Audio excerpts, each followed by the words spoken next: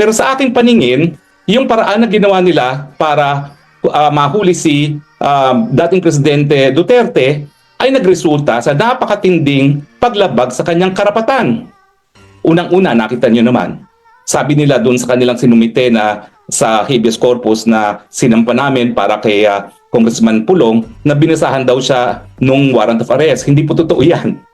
Kasi wala pong pinakitang warrant of arrest.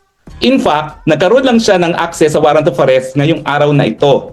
Kasi kagabi, bago pumasok sa detention facility si Attorney Kaufman, nagpa-print sa akin ng isang kopya ng warrant of arrest. At ngayon pa lang nabasa ni Presidente yung warrant of arrest laban sa kanya.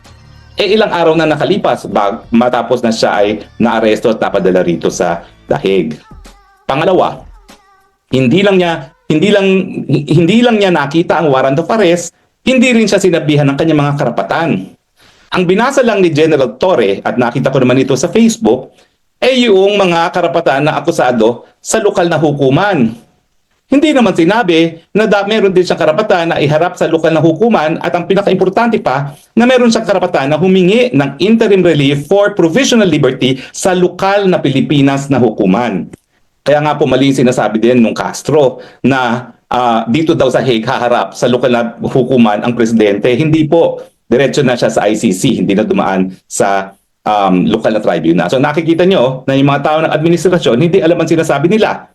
Yung sabi ng spokesperson na DOJ na sila ang competent judicial organ, ehekutibo po sila, hindi sila hukuman. At saka yung sinasabi ni Castro na lokal na Dutch court daw, hindi po Pilipinong hukuman iyon. At dahil hindi nga sumunod sa provision ng Article 59, naging kidnapping.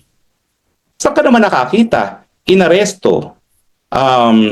Hindi binigyan ng kopya ng warrant of arrest, hindi isinabi ang kanyang karapatan sa ilalim ng Rome Statute of the ICC na naging legal na basihan kung bakit naaresto ang dating presidente.